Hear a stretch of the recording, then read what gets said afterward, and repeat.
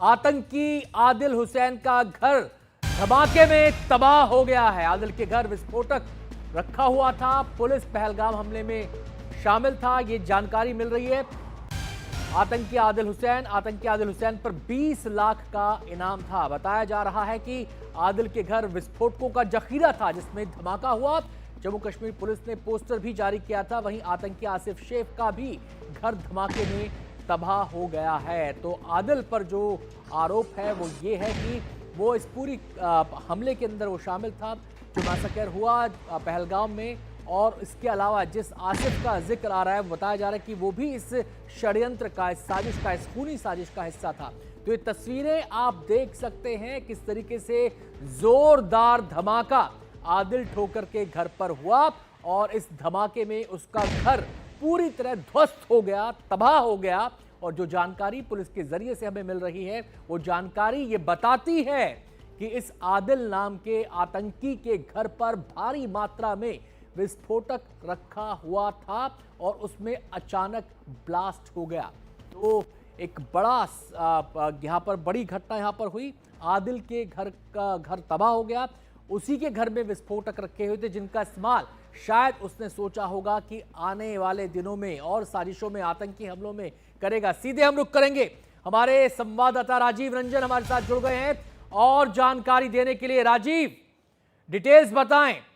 घर में विस्फोटक में धमाका, घर तबाह, किसी को कानो कान खबर नहीं कि घर में इतना विस्फोटक रखा हुआ है।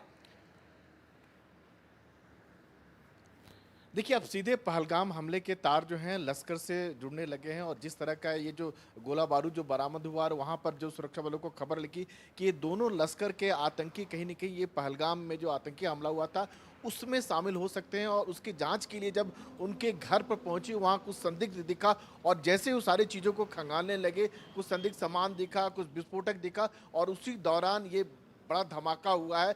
तो समझा जा सकता है कि लश्कर जो कहा जा रहा था कि पहलगाम हमले के पीछे लश्कर कहाँ आता है, तो अब कह सकते हैं कि पक्के तौर पर कह सकते हैं कि सीधे तौर पर लश्कर कहाँ आता है। पहलगाम में जो आतंकी हमला हुआ है जिसमें जो बेकसूर सैलानी मारे गए थे, सुरक्षा बलों का ये कहना है कि धीरे धीरे जिन लोगों ने, जिन आतंकियों ने इस घटना को अंजाम दिया है उनके बारे में जानकारी इकट्ठा हो रही है। और जो पूरे इलाके की बात करें, जो कश्मीर में बात करें, जम्मू में बात करें, जहां जहां आतंकी के ठिकाने हैं उन ठिकानों पर सुरक्षा बल अब पहुंच रहे हैं और उनके खिलाफ कड़ी कार्रवाई कर रहे हैं और पहुंच रहे हैं। उसका नतीजा है कि ये दोनों लश्कर के आतंकी का घर जो आज पूरी तरह से तबाह हो गया, क्योंकि वहां संदिग्ध मिला है, विस्फोटक मिला है। तो साफ है कि ये लोग दोनों जो आतंकी थे लश्कर के, और इनके ऊपर इनाम भी रखा गया था और जल्द ही इनको तो पकड़ा जाएगा, नहीं तो मार गिराया जाएगा। जी, ये बात स्पष्ट करें राजीव, आप किन की भूमिका की बात कही जा रही है, शक जाहिर किया जा रहा है। पहली बात तो ये कि जिन आतंकियों ने गोलीबारी की, क्या ये दोनों उसमें शामिल थे, आसिफ और आदिल,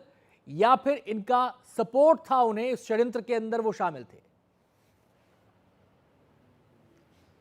देखिए, इस आतंकी वारदात में कौन कौन शामिल थे अभी पक्के तौर पर नहीं कहा जा सकता है, लेकिन अगर 4 से 6 आतंकियों की बात सामने आ रही है कि जो पहलगाम की जो वैसरन घाटी है वहाँ पर फायरिंग किया है, घटना को अंजाम दिया है, तो उसके पीछे और भी लोग होते हैं। यानी इसके पीछे एक बड़ी साजिश होती है, लॉजिस्टिक सपोर्ट होता है, रेकी किया होता है। और आतंकियों को ये बात अच्छी तरह पता था कि वैसरन घाटी की अगर बात करें, उसका थोड़ा टॉपोग्राफी की बात करें, तो तकरीबन आप अगर पैदल जाते हैं तो पहलगाम से करीब करीब 1 घंटा लगता है, मोटरेबल रीच नहीं है। यानी अगर आप फायरिंग भी करते हैं तो वहां तुरंत आपको जो आप सुरक्षा बल की पहुंचने की बात है तो करीब करीब 1 घंटा लगता है। तो पूरी जगह की रेकी करना, हथियार लेके जाना, वहां पर फायरिंग करना और उसके बाद भागने का भी ठिकाना, जो पूरा जो इलाका जो घना जंगल है उसको देखे, तो ये केवल 4 या 6 लोग फायरिंग किए उनका काम नहीं है। उसके पीछे लॉजिस्टिक सपोर्ट है, उसके पीछे रेकी है, उसके पीछे गहरी साजिश है, प्लानिंग है। उनको पता था कि टूरिस्ट यहाँ पर आते हैं। इस समय में अगर फायरिंग करेंगे, 2 बजे की बात करें तो जो टूरिस्ट सुबह जाते हैं वो लौटने वाले होते हैं, 2 बजे के बाद जो टूरिस्ट होते हैं वो जाने वाले होते हैं। तो जानबूझकर एक समय जो चुना गया है, तो 4-6 लोग केवल फायरिंग करने वाले नहीं हो सकते, इसमें और भी लोग जो लश्कर के जो आतंकी हैं वो उसमें शामिल हो सकते हैं।